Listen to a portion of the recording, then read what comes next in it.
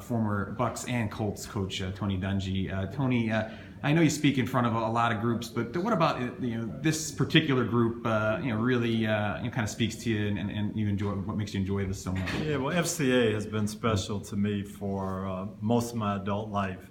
I got involved with FCA when I began coaching, and I know what an impact it can have on young lives, especially high school athletes, college athletes, coaches. And it's such a bond with athletics and spirituality. So it's always special for me. I always enjoy it, and really looking forward to tonight.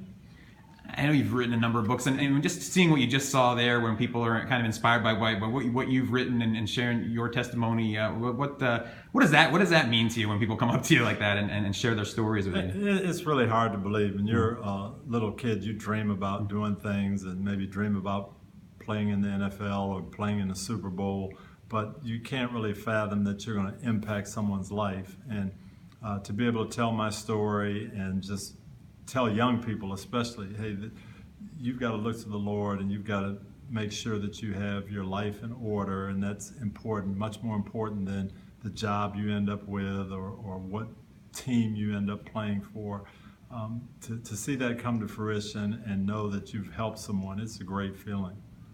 A little football with you. Edgerrin James is a local local guy here, and he's been on the cusp of the Hall of Fame here for a few years. What stood out to you about working with him? What made him such a great player, such a special player for you guys? Well, Edgerrin was really talented. Number one, he could do almost everything on the football field. As far as running backs that I've been around, guys who were complete, who could run inside, run outside, run with power, run with speed, block, catch the football.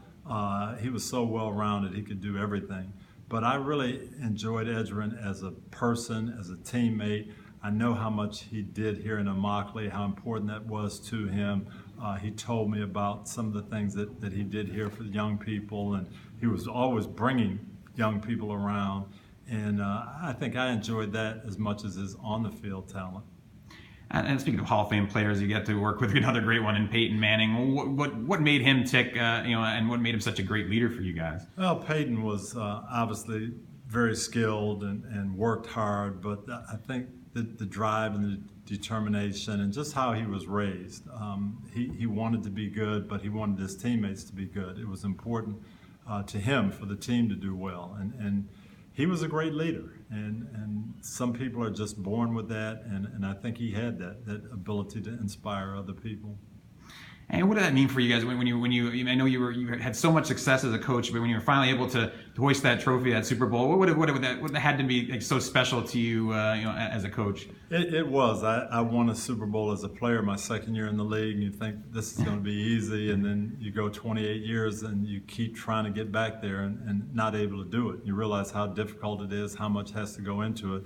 But when we won Super Bowl 41, I remember just looking at the field and looking at all of our fans celebrating, our players celebrating, the families, and then you realize it's not just your organization, it's the city, it's the whole state, it's the families that are involved. It was very, very rewarding.